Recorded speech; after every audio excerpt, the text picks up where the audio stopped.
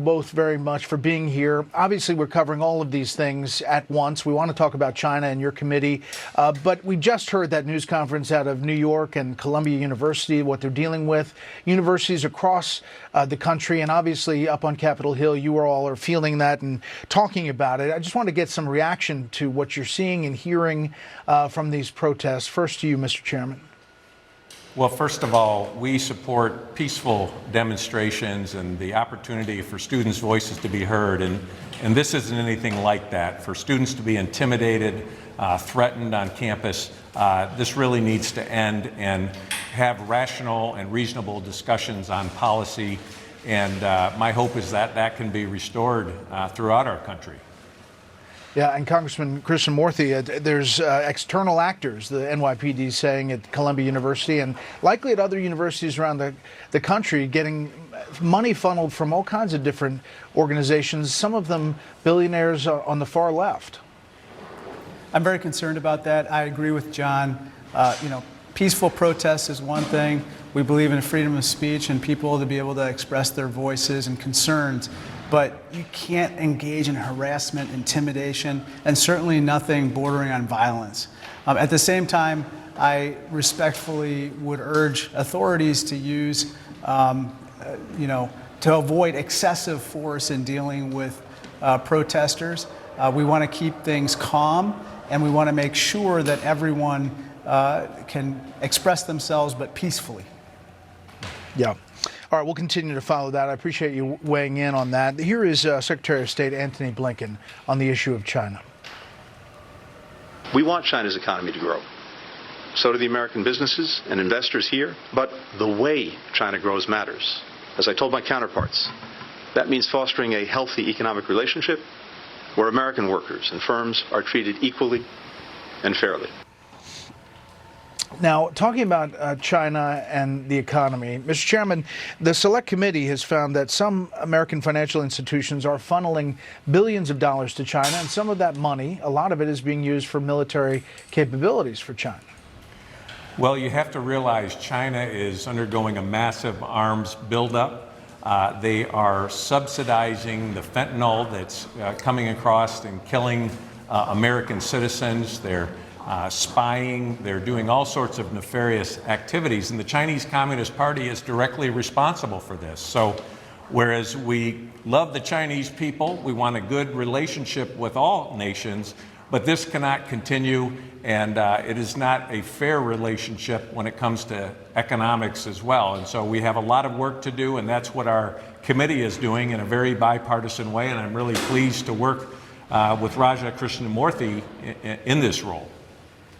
Yeah, and Congressman Krishnamoorthi, the report recommendations, you have a couple of things. Restrict investment in blacklisted Chinese companies and subsidiaries, require public companies to disclose key risks related to the PRC, ensure U.S. financial system resilience to PRC market uncertainty. It seems like a kind of a heavy lift with all these companies doing their own things with China.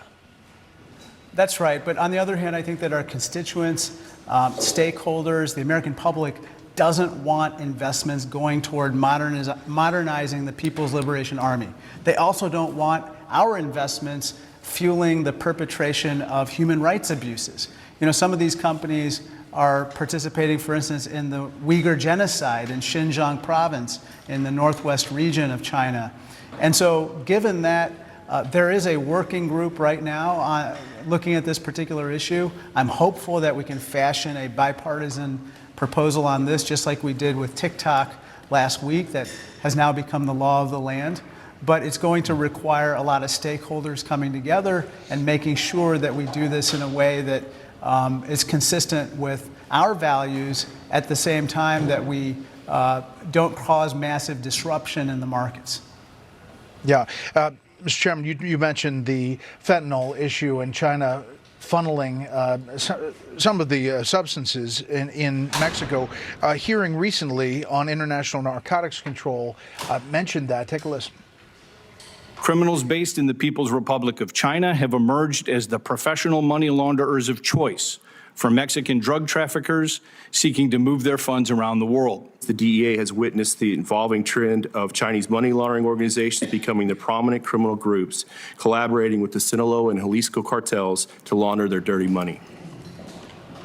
I mean, at what point is that almost an act of war, Mr. Chairman, in attacking the U.S.? Is the administration doing enough to speak out about this particular action? I think it's got to be front and center. You know, when President Biden met with President Xi, they talked about fentanyl, and President Xi said that they wanted to cooperate. Well, in this report that we had, we learned that they're actually, through their tax policy, incentivizing the production of fentanyl precursors that are going to Mexico and coming across our southern border. So it's not simply they're an organized crime problem. It's not simply that they're turning a blind eye. They are actually subsidizing the death that's occurring over 100,000 people, Americans, a year. And this is simply not acceptable. It should be front and center with these discussions, or we cannot simply accept that Xi Jinping is trying to collaborate and work on this problem. He needs to show concrete actions. Yeah. Well, thank you both for talking about this. I know you're working bipartisan efforts on this particular issue. But quickly, Congressman Krishnamoorthi, the Democrats look like they're ready to vote to save House Speaker Mike Johnson, should it come to that. Is that locked in stone? Well, Hakeem Jeffries made a statement today that we are going to be moving to table or kill any maneuver by Marjorie Taylor Greene to remove Speaker Johnson. Speaker Johnson is my classmate, my congressional classmate. We came into Congress together. I call him a friend. We don't agree on a lot of things, but he's a patriot. And what he did last week was patriotic in making sure that we passed aid to Ukraine, Taiwan, and Israel, and of course, the TikTok bill. And you agree with that, Mr. Chairman? I think it would be a serious mistake to depose a speaker. We went through 3 weeks of chaos. Speaker Johnson is doing his job.